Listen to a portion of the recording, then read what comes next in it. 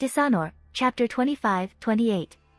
I stayed in my solar until darkness had fallen completely, my mind's eye replaying my failures for me, taunting me with how my own pig-headed arrogance had led to this. I could see every mistake, every idea that had seemed a good choice at the time, every triumph that turned out to be a misstep. Eventually, Ria came to me bearing a pitcher of wine. She waited for a steward to light the braziers and then dismissed him. After he'd left and she was sure he hadn't hung around to eavesdrop, she poured me a cup of wine and pushed it into my hands. I drank obediently. "So, your marriage to Ser Laner is not as happy as previously assumed," she said quietly, her face looked softer by the light of the flames. She hadn't poured any wine for herself, I noted. "I am the one at fault," I told her, voice as numb as I felt. "Ser Laner can be as blameless as he likes, he is not my niece," she snorted before taking my empty cup and pouring more wine. She waited for me to drink some more before carrying on. "So, niece, care to tell me how you are at fault?" I was silent as I searched for some way to convey how deeply I'd betrayed his trust without revealing everything to yet another person. "How did you explain that you had not truly seen the world as real? That you had thought yourself so above it all that it had not even occurred to you that you were betraying someone's trust by manipulating them?" Ria waited patiently, only moving to prod more wine forward when I stopped drinking. "I was trying to lure him from his father's grip. To strengthen the blacks. He learned various things I said were just manipulations. I choked on the lie and took another swallow of wine. I lied to him. Betrayed his trust. And pricked his pride whilst you were at it?" she asked. "Men can be terrors when their blood is up. Let him stew on Driftmark for a while, Rhaenyra, he will soon come to realize manipulations or not, you are the best thing that has happened to him." I snorted at that. He had probably wanted a quieter life than Prince Consort. A life where he could marry someone sympathetic to his situation, who would produce heirs without his input, a life where he could keep Joffrey close and whole and live out his days with the man he loved and solidifying the gains the Sea Snake had made, turning treasures and prestige into a long-lasting legacy. Instead, he ended up with a wife who saw him as a chess piece, the eyes of the realm on him, the man he loved crippled and distant, and the home he was content to stay in close to him by his father's will. He'd been sold to Viserys for Corlys' vision for a future where the Valerion house was ascendant. "Thank you, Aunt Ria, for being here," I slurred at her. How much wine had I drunk today? When had I last eaten? But I fear my marriage to Laenor was the last thing he desired in this world, no matter how much I try convince myself otherwise. "Rhaenyra, this is not the end of the world. Your Ser Laenor is fond enough of you, even if I can tell you wish for his heart but cannot have it." Her arms circled my shoulders and I found myself sobbing as she pulled me close. "Every relationship has its bad times and good times. Give him time. He will realize soon enough that an unstable start does not have to mean a life of misery." Like her own relationship with Daemon had worked out so well. I am aware of the strangeness of that statement from myself, yes. Daemon is much different to your Ser Laenor. Too proud, too in love with himself and too in love with his ancestry. He hated the idea of tainting his blood, he hated me and he made it clear he would hate any children of ours. Your Ser Laenor lacks his pride, his hate and his anger. When I did not respond she released me, sighed and slid the pitcher towards me. "Drink up, niece. The alcohol will dull the pain tonight and by tomorrow the memory will be further away and hurt you much less." I did as I was told. She was the expert in husband-related grief after all. When I awoke the next morning it was with vague memories of finishing the pitcher alone. I remembered being on the beach and Joffrey supervising a guard carrying me to my rooms.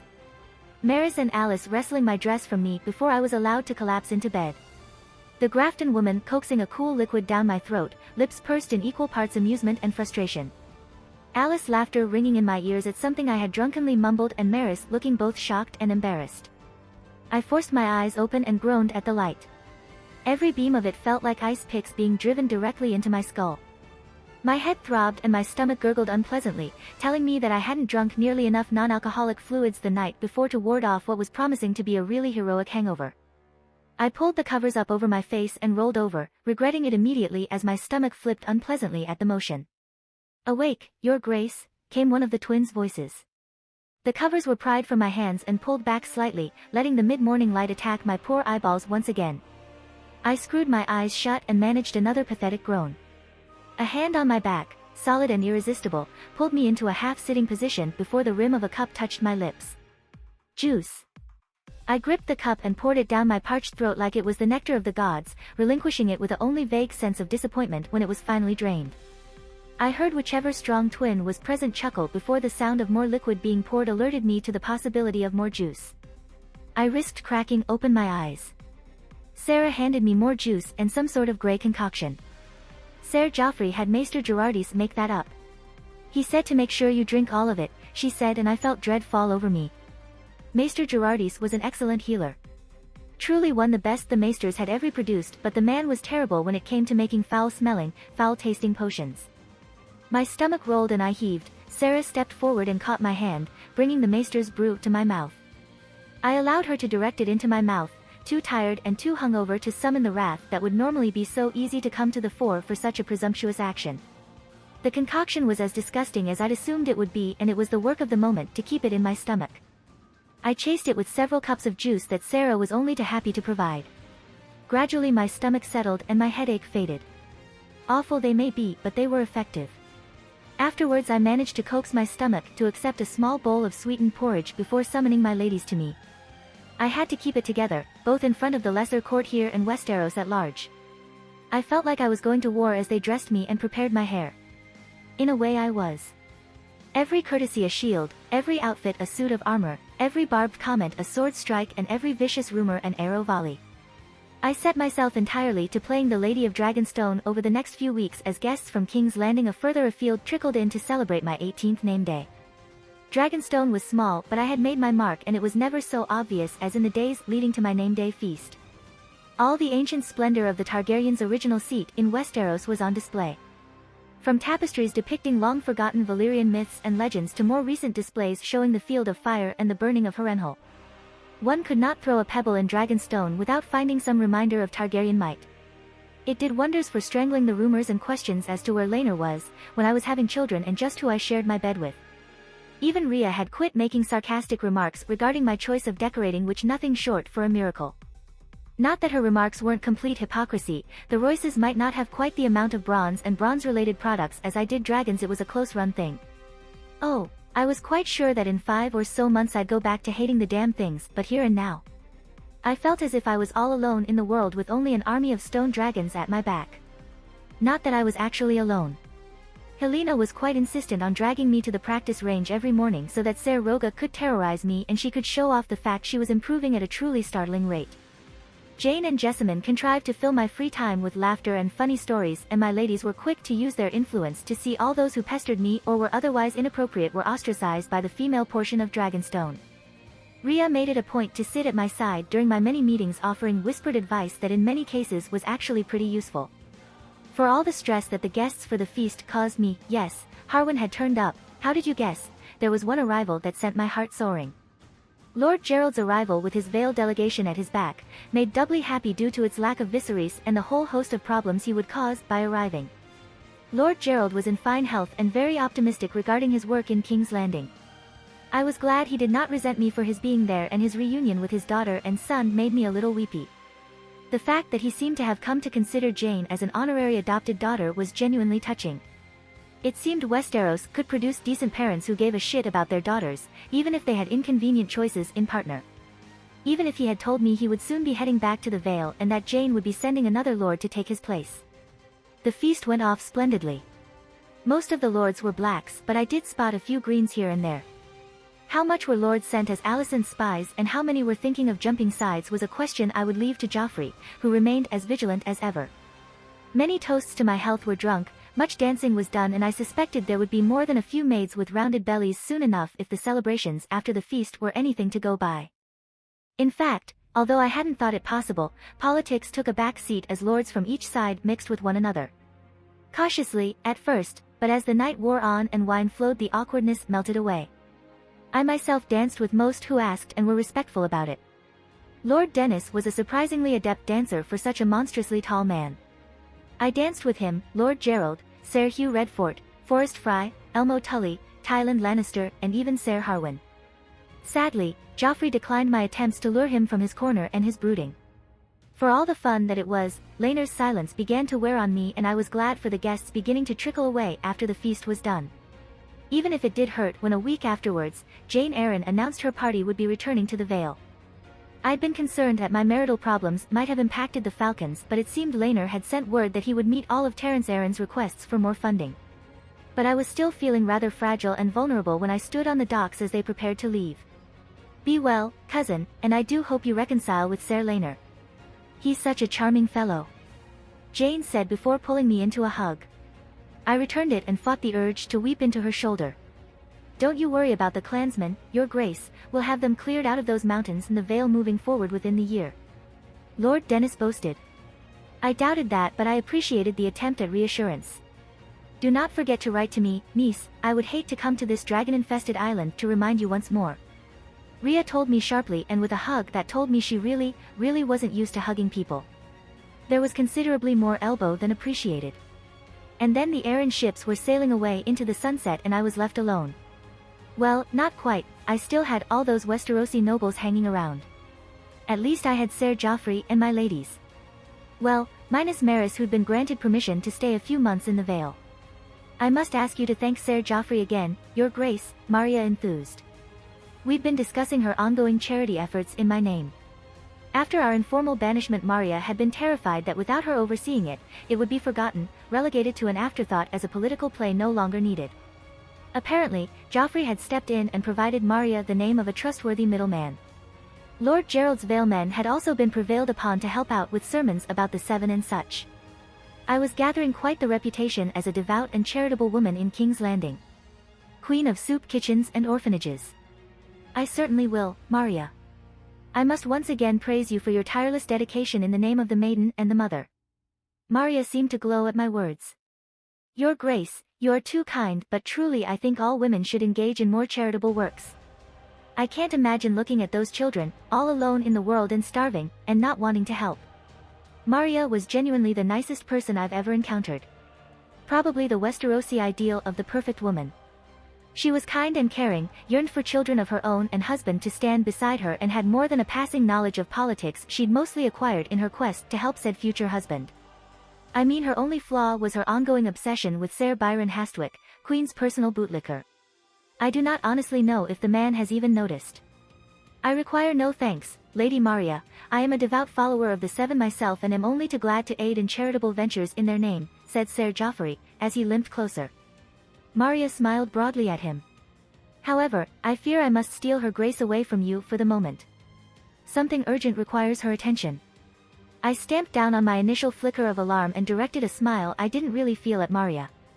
Joffrey would not have sought me out unless it was serious, and serious almost always meant extremely bad.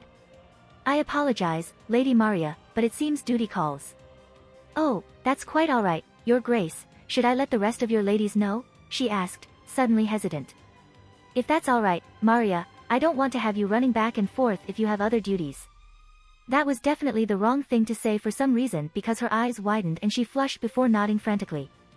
I was going to accompany the princess to town. I will see to her immediately. Then she was off at a speed I'd never seen her reach before without actually running. Joffrey and I watched her go, both of our faces puzzled. Do you know what that was about? I asked after she'd rounded a corner and disappeared. I confess I find myself unsure. He replied. I chuckled at his expression, as if he had gotten so used to knowing everyone's business, not knowing was actually unsettling to him. Regardless, perhaps I should inform you in my office. I suspect you may be upset at the news. My stomach dropped like a stone as I followed him. I require assurances that you will not do anything rash, said Joffrey as we sat around his desk. Oh, that really didn't bode well. You have my word that after you have given me this news I will remain seated and listen to you. I told him. He didn't look any less worried and my stomach started doing somersaults. I am going to lock the door.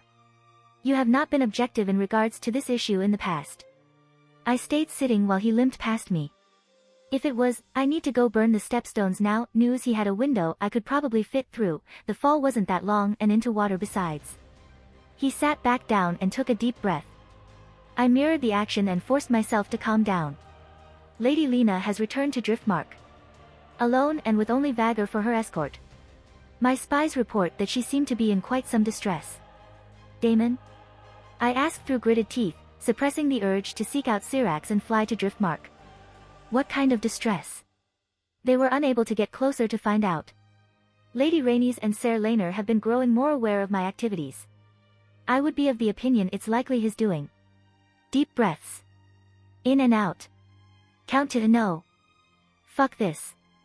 That silly idiot. I stood and began pacing his office. I warned her. Did I not? I told her that Daemon would stop at nothing to have her. I swear if he has harmed her I will kill him, Kinslayer or no. Rhaenyra. Joffrey barked and I turned to him.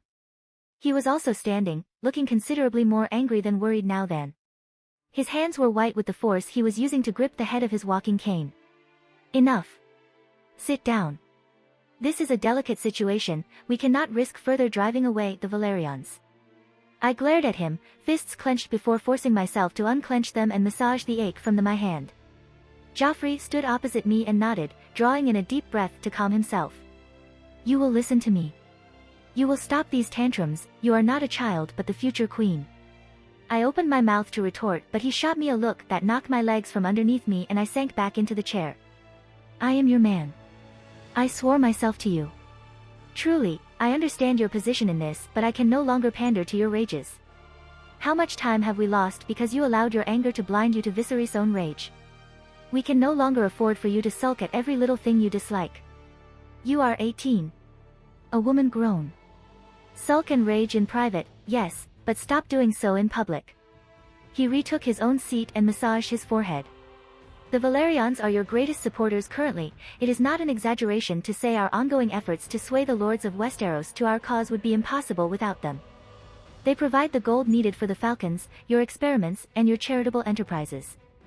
I will not pretend to know why Laenor and yourself argued but I will not allow you to drive your most important pillar of support away from you. You are bound to them by marriage but you have yet to bind them to you with loyalty. The marriage tie should be enough. I shouted before lowering my voice with some effort. They should be falling behind me. I will tie them to the royal house for centuries to come. Laenor has fallen behind you. So has Lady Lena for that matter. She dropped her entire plans for travel to stay on Dragonstone with you, might I point out, and believe me not even Corlys has managed that. She has a fine way of showing it, I grumbled. Joffrey raised an eyebrow and I blushed. Lady Rhaenys was once Princess Rhaenys. She was once considered likely to inherit the Iron Throne itself. That was taken from her twice. Corlys is much the same. Now they are both forced by circumstance to support you, the granddaughter and daughter of the men who stole the throne from them. It does not help that Viserys is a less than adequate king. Less than adequate is a polite way of putting it. So Lady Rhaenys resents me. I couldn't help but feel a little betrayed by that. Resents you, loves you, wants you to succeed to spite the lords that rejected her and to benefit her son. I swallowed thickly at that. If Joffrey realized my emotional distress he didn't show it. Her greatest priority is her children above all else. And Corlys? Joffrey's eyes darkened at the question. I would see him humbled, muttered Joffrey, darkly. His wishes to rule you and by proxy, Westeros. If we wish to ensure Velaryon loyalty, we must dissuade him of his assumption that he will be anything other than an advisor. But to do that, we must strip his last dragon from his side. So how do we pry Lady Rhaenys from him? As I recall, she's very in love with him for all that they argue. Joffrey leant back and steepled his fingers. There are the bastards. I have a theory about them. I nodded for him to continue. I believe they're his backups.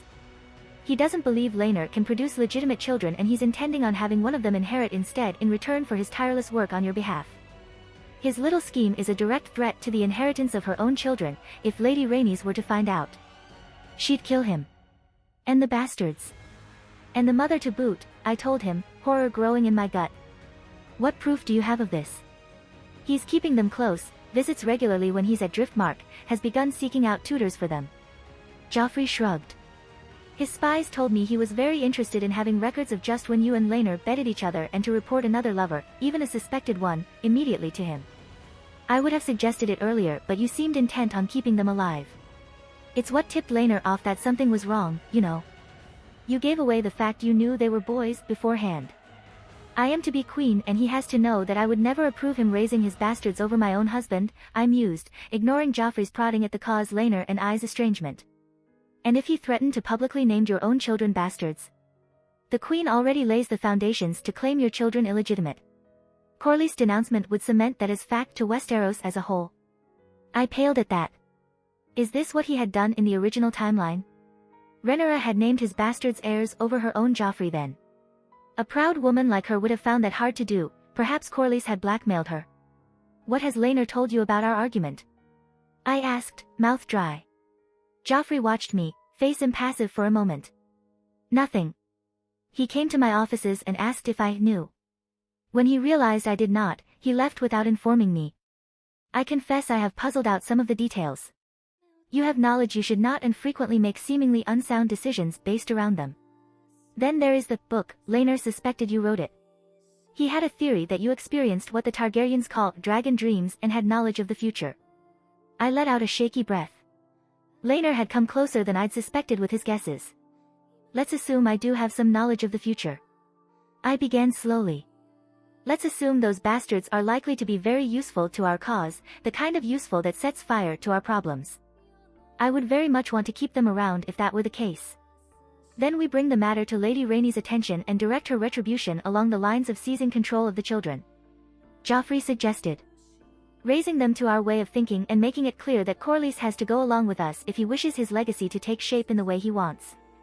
We can't use the fact that Corlys attempted to manipulate her into supporting the marriage of her daughter to someone they both know is an unstable wreck on the best of days. A plot that has apparently now backfired with some sort of harm to Lena. I spat. Your feelings on Prince Daemon and Lady Lena are hardly objective. She would eventually figure it out and then she would consider it another manipulation, he replied. Oh, I think she's figured out I want Daemon as far away from me as possible and preferably in the ground, I told him tartly. He stared at me for a moment then sighed, rubbing a hand over his face. I waited for him to speak again but he seemed to have gotten stuck in his thoughts because he was silent for a long time, staring at his desk. Joffrey. He snapped out of it and brought his eyes up to mine before sighing heavily again and massaging his temples. The fact that Lord Corlys has placed Lena into danger with an ill-thought-out scheme will certainly have Lady Rhaenys furious, but Lena is alive and, as far as my spies could tell, unharmed. The threat of the loss of her children's inheritance will far more effectively show her the consequences of her husband's schemes. He told me slowly, using his, I am talking to an idiot, voice. I resisted the urge to respond to that beyond a narrowing of my eyes. He was right, I did need to stop throwing tantrums. Not slapping my spymaster seemed like a good place to start. I left Joffrey's office with a promise to arrange a meeting to explain everything I knew, everything that had so upset Laenor, and orders to prepare rooms for Adam and Alan of Hull.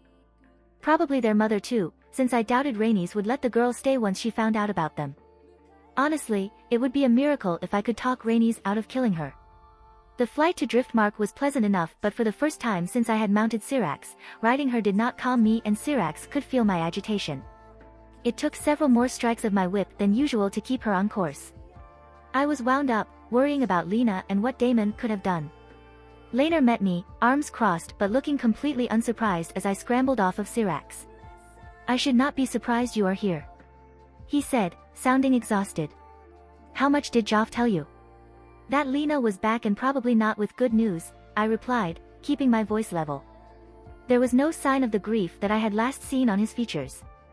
Instead, he just looked worried and as on edge as I felt. Mother will not be happy, but perhaps it is for the best you have come. Follow me. I did so, worry growing in my stomach. Joffrey had mentioned she appeared unharmed, but that didn't preclude any number of smaller injuries or even the mental ones Daemon was capable of inflicting. Had Lena fled from him like I had all those years ago? Was Lord Corlys okay? As much as it pains me to admit it, if Daemon had hurt Lena in some manner, Corlys would see him dead. Daemon was not the type of man that was easy to murder, if Lord Corlys had been harmed. I barely paid attention to the rich halls of high tide and the servants scrambling this way and that. To say the entire castle was on alert would not be an understatement. Had they been like this since Lena's return a few days ago? Laenor was not exactly a font of answers to my questions. All he did was get tenser and tenser until we finally made our way up twisting stairs into the Lord Solar. Rhaenys was there, flanked by two men I had never seen before but had the Valyrian coloring. All three had clearly been facing an angry Lena, whose hands were balled into fists and who looked as if she were 3 seconds away from suggesting they handle their differences atop Vhagar and Malaise.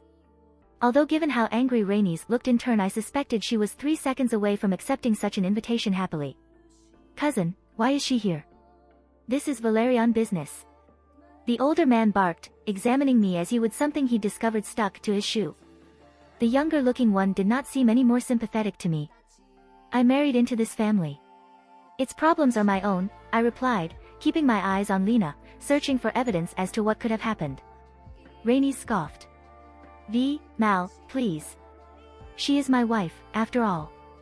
Is it so odd that she wishes to discover the source of our recent issues?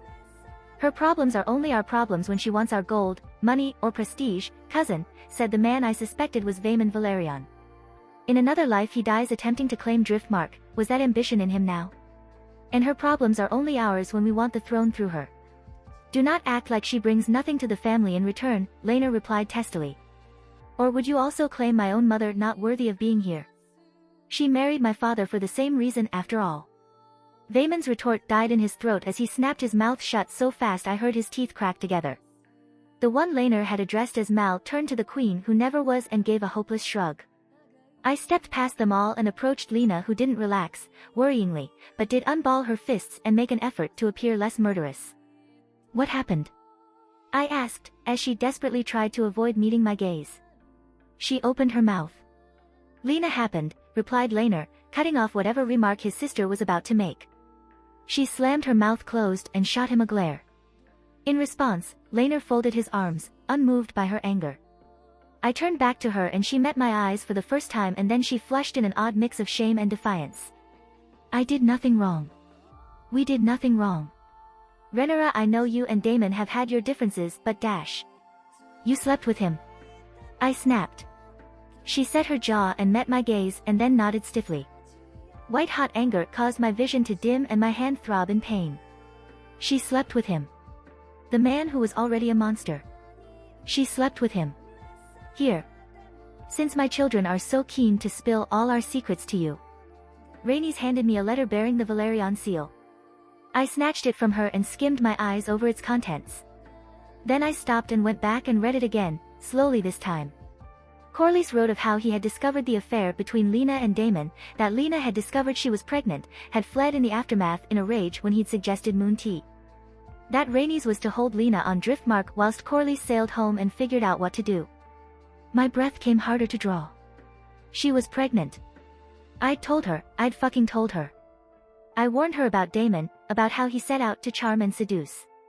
She'd promised me to my fucking face. She'd sworn an oath. I handed the letter back to Rhaenys and tried to bring my thoughts into some sort of order so that I didn't do exactly as Joffrey had warned me not to. Deep breaths didn't seem to help. The room grew narrow and my teeth hurt as I ground them together. I couldn't drive her away. I couldn't. I'd be driving away Vhagar. I couldn't lose her to Daemon. What could I do? This is impossible. I'd say our princess isn't in your corner either, observed Rhaenys, dragging me back into the room. Laenor was next to me, hand raised as if to grab me in case I did anything rash like charge his stupid idiot of a sister. I will not kill my child. Lena shot back, hand over her stomach protectively. I felt sick as hate and anger twisted its way through my gut. We'd given her every warning we could and she'd promptly ignored it all and leapt into his bed. How long had the affair lasted? Had she been writing to me and fucking him at the same time? Did she feel any guilt whatsoever? Did she realize how fucked she was? That not even riding a dragon would save her? And what will you do? Bear a bastard? It would ruin you, snapped Laenor. He will not be a bastard. Daemon will marry me. I laughed at that. A strangled, disbelieving laugh. Lena turned those fierce violet eyes on me. She believed it. She honestly believed he could marry her. Stupid, stupid fool. My uncle is married. To a woman in good health and younger than him, I told her. And I really, really wish you good luck in convincing my father to annul the marriage of Jane Eyre's chief bannerman. Lena's eyes flickered uncertainly to her mother who looked as if she agreed with everything I had just said but hated the fact it was me she was agreeing with. Then they flickered to her brother, who I noted was nodding along to the point, expression as grim as I'd ever seen it. We are the blood of old Valyria. Aegon had 2 wives, why shouldn't Daemon? Cousin. Be reasonable, no good Septon would ever marry you to an already married man. The child would still be a bastard, cried the one called Mal whose full name I could not recall. And we are the blood of old Valyria. why should we care what others think? Rhaenys marched forward and seized her daughter by the arms. Lena flinched backwards, shock evident on her face at the sheer fury etched into her mother's face. The only reason I have not slapped you, girl, is because you repeat his lies. Ask Maegor why we should pay attention to the laws of the land. Lena pulled herself free of her mother and scowled. Then I will take my dragon and fly back and be with him. Then you will have nothing from us, her mother bellowed. How long will you last without your father's fleets? His money. How long until some cutthroat stabs you to get at Daemon? How long before your baby is taken from his cradle to hurt you? Perhaps we could hide the pregnancy. Hide the bastard. She could still raise it, but we just wouldn't acknowledge it to be hers, suggested Vaemond. I will not abandon my child.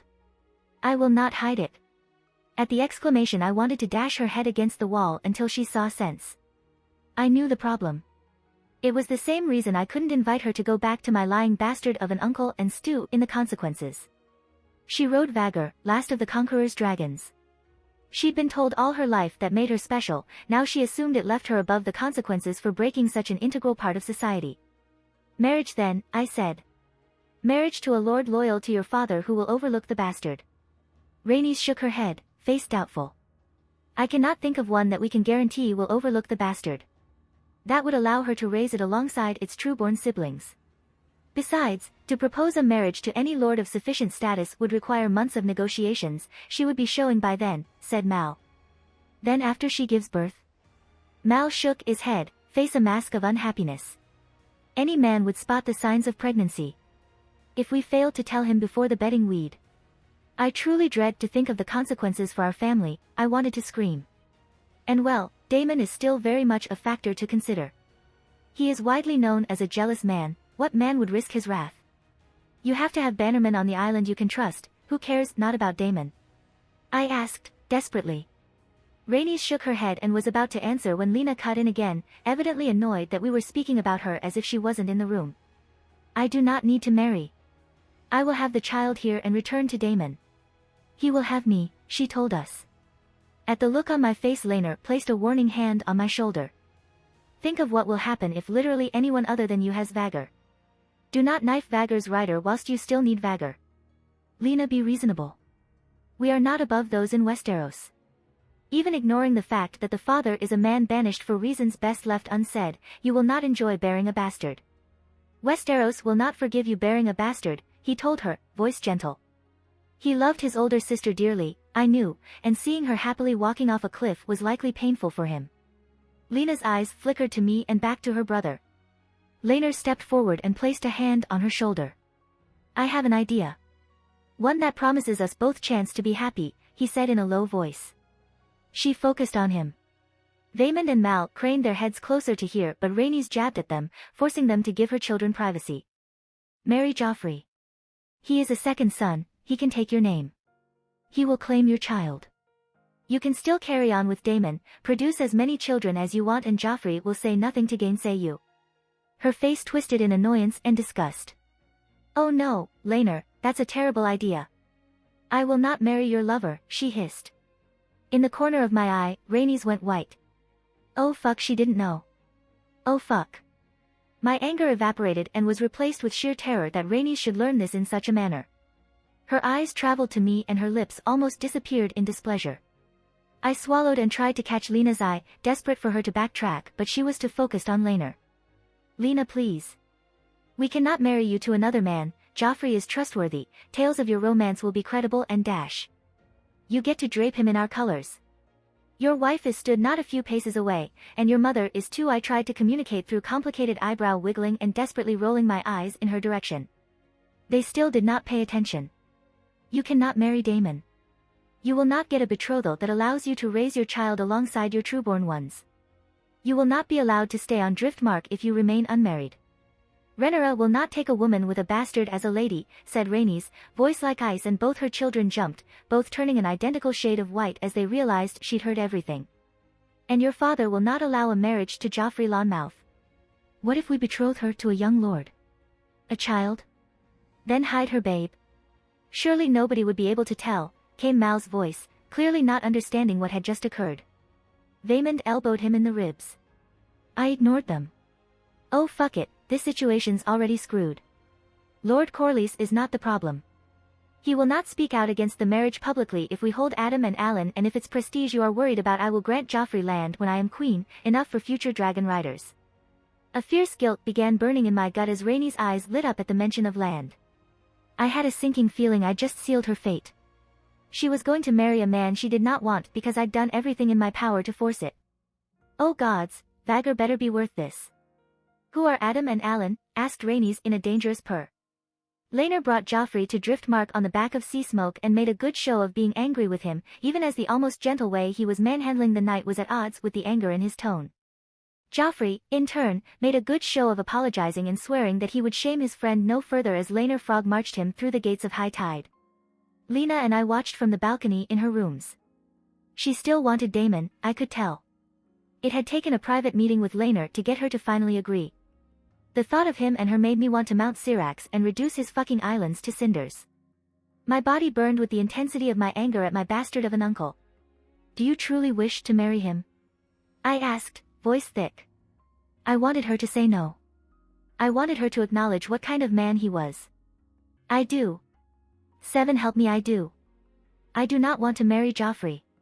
She scowled at the courtyard before dashing away tears. Laenor says he wants me for mother's claim. That even if he did someone how wed me, it would mean Laenor's death so he could claim me Rhaenys' true heir. Someone was getting creative with their lying. Laenor must have remembered the details of his canon murder. Still in that timeline, Daemon had killed him for Rhaenyra only after Lena died in childbirth. I tried to picture the massive bulk of Vhagar, reminding myself that letting literally anyone else have it, Cuff, would be really, really bad. Lena was an idiot, but she valued her family. He is in love with the idea of power. You would not be the first he has used to obtain it. She sobbed and guilt flared in my gut, making me feel queasy. It was for her own good, she'd die if she went with Daemon. Die trying to reach the skies one last time and being denied. And I'd lose a dragon. You'd better get to finishing those letters of yours. Laenor's forger will need them before long, I said and made a hasty exit, leaving her to her writing. My own letter to the king was not coming on exceptionally well. I'd already rewritten it several times. Too much detail, not enough detail, too many inconsistencies, the plot of Corlys too obvious and too much like an accusation. This one was a lot more promising at least. First I had laid out the supposed details of the false affair with Joffrey, that it had started in the aftermath of our banishment and Corlys moving her to the Stepstones had been to put a stop to it. I hinted about Corlys' plan to marry her to Daemon somehow, implied it caused her desperate flight from the Stepstones into the arms of her lover.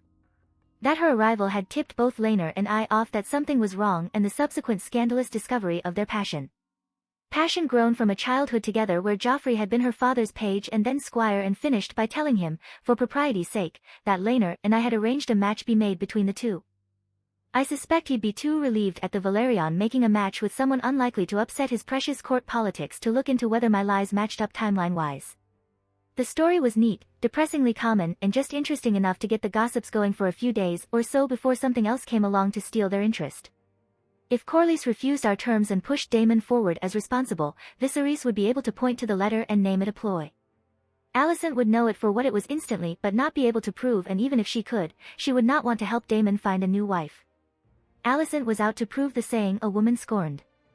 Still, as simple as it sounded on the surface, it was the words that refused to come in a way that did not promise to offend him. I would have to have Joffrey look it over once Laenor had finished making a spectacle for the more obvious spies to pick up on.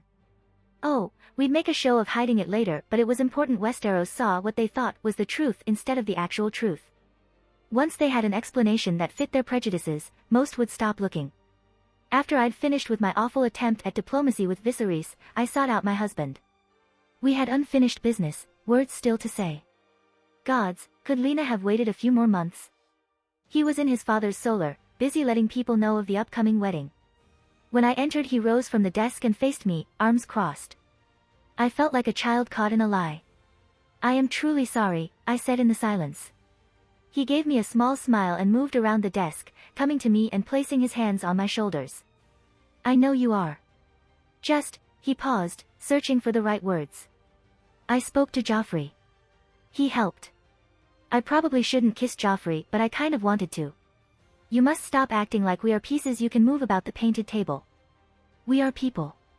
We can help. Share this burden with us. I understand. He smiled and let his hands drop. It wasn't a complete healing of the rift that had sprung between us, but it was a promise things would get better. I hesitated before asking my next question. How is your mother? Rhaenys had barricaded herself in her rooms, refusing to see anyone but the maids that brought her food to her. Laenor, Lena and I had tried to coax her out to no avail. The only time any of us had gotten a reaction it had been a scream of rage and the sound of several things shattering as they were thrown against the wall. Still, he trailed off. His face was drawn though. In truth I was surprised she hadn't known, but then her weakness had always been her children. She will not speak to me. Or Lena. I held him close. She likely saw what he was as a betrayal. She tried to make him king once and then had married him to a future queen. To learn those cruel rumors about him were true. Add in the fact her daughter was pregnant with a bastard, her husband having bastard children that were potentially there to unseat her own, and I could see her logic in hiding away from the world for a while. I'd probably do worse in her shoes. In fact, only smashing a few things would be downright restrained. Perhaps she was onto something with her tales of dragon rages. Your mother is not the type to hide for long. I have no doubt she will inflict herself on us soon enough. Besides, would she miss Lena wed? Even if it's a farce. No, he mumbled, burying his face in my neck. Speaking of which, how goes the planning? Oh gods, do not get me started on the wedding. With Rhaenys refusing to leave her rooms, I was the closest thing Driftmark had to a lady of Hightied, and so most of it had fallen on me, and let me tell you, Driftmark was no Dragonstone. For a start, I'd been forced to do everything by hand practically. Food, singers, wine. On Dragonstone I would have given the order for a feast and had several taster menus and wine suggestions by the evening of the next day. I could desire entertainment and my men would be able to ask me what kind and procure it from a pre-approved list of acceptable candidates. And on Dragonstone, I would not have to fight to have my orders followed by the staff. Hazel Valerion, born a Hart and the young good daughter of Vaemond Valerion, was determined to stake her claim on the title of Lady of High Tide. She had managed to gather a goodly number of relatives to her proverbial banner. I'd lost count of how many times I'd had to threaten the chefs into changing the menu back from some ridiculous change she'd made or fire the singers she'd hired without my leave. Infuriating. One evening it boiled over and I was all but ready to march her out to feed her to Syrax when finally the true Lady of High Tide emerged from her rooms. Immaculately dressed, bathed, and looking every inch the beauty she was purported to be in full Targaryen colors. Which was odd because she normally shied away from red and black despite still bearing the Targaryen name. Mother's tits. I am indisposed for just a few days and you've all but drawn swords on one another. This is my daughter's wedding you are fouling up. Well, you shall do so no longer. She had bellowed, striding into the hall as if the past few days had not happened. And that had been that. We all awkwardly avoided the topic of Lena, Laenor, or the bastards and she in turn acted as if the revelation had never occurred. Well, apart from the fact she refused to even brook wearing her usual teal ensemble. The Lonmouths had sailed in a week later and they had apparently decided to bring everyone that could even claim the name in reinforcements. Joffrey's parents, siblings, cousins and distant relatives had all presented themselves to Laenor with apologies for his behavior. To say his father had been angry to discover his son was giving up his name had been an understatement. Laenor had been secluded with him for quite some time before the Lonmouth patriarch had finally given in and offered his blessings for the match. After all the relevant actors were assembled, the preparations took on a rushed feeling. The only thing that could foul our plan now was Corlys arriving early. As his heir apparent, Laenor was Corlys' voice on Driftmark whilst he was not present. That he knew Corlys would not approve of what he was doing meant he was already towing the line of Westerosi legality with arranging the wedding. If Corlys turned up and said no, things would become complicated. It was a relief when the day arrived and there were no signs of his fleet on the horizon. The halls of High Tide were decked out with bunting, the small folk had been given the day off from their usual work and anyone who had any claim to fame had crowded into the reasonably large September that had been raised alongside the new castle. As Laenor's wife and a princess to boot I was given pride of place in the front rows next to Rhaenys. Laenor gave his sister away and I could see how she flinched when her brother took her hand and how he looked pained in turn. She paused as she saw Joffrey. To the untrained eye it probably looked as if she were momentarily overwhelmed, but I could tell it was reluctance that caused her to still. Even miserable, she was jaw-droppingly beautiful in a white samite dress, the train of which bore seahorses made of emeralds and which the silver lace was so delicate I feared it would tear. I wondered where they had time to find such a piece, but then again, it was likely it had been made when the contract with Taikio was made. After all, such a piece must have been hundreds of hours of work. Once upon a time, the sea snake had intended for his children to have only the best. There was a tense moment as the septon began saying the vows where she remained silent for a beat too long, but she eventually said them. Once that panic was over, I allowed my thoughts to wander. Perhaps I was being too harsh on the Lord of the Tides, turning him into a villain frothing at the mouth. His actions did make sense in a twisted, Westerosi way, I supposed, and it annoyed me so much that I could see that. He'd betrothed his son to a princess who would become queen and only begun seeking his bastards when he came to suspect his son would be a cuckold. He'd tried to marry his daughter to the next Sea Lord and then schemed to marry her to a prince he assumed he could control. He'd fought for his wife's claim on the throne twice and nearly started a civil war the second time round. In front of me, the differences between a normal wedding and a wedding in which the groom gives up his name to join the bride's family became apparent. There was no cloaking of the bride in his own house colors, but nor did Lena cloak him. To admit you were relying on your wife's protection, even symbolically, was too much for the normal Westerosi male. Actually, scratch that, it was too much for even Joffrey, and Joffrey was the most cosmopolitan and urbane guy I'd ever met in Westeros. Joffrey divested himself of his house colors, handing them to his father with a bow. The man took them and I thought I saw a teary eye there for a moment. Then Laenor stepped forward and, as acting Lord of the Tides and head of House Velaryon, handed Joffrey a cloak of sea green and silver. Joffrey took it and their hands brushed over one another. Next to me, I heard Rhaenys inhale sharply as she noticed. There was a respectful silence as Joffrey was cloaked in Velaryon colors and returned to Lena's side. They faced one another. Joffrey looked every part the nervous groom who knew he was marrying far above his station. Lena looked like she was seconds away from vomiting on him, which, okay, not the end of the world. People are always nervous at their weddings, right? Vagger, vagger, vagger, vagger, think of the really big dragon you don't want your dick of an uncle or psychopath of a brother to get their hands on. With this kiss I pledge my love and take you for my lord and husband. With this kiss I pledge my love and take you for my lady and wife. I do declare these children of the 7 man and wife, one flesh, one heart, one soul, now and forever. And then it was time for the feast. If you like this content, don't forget to like and subscribe. See you later, bye bye.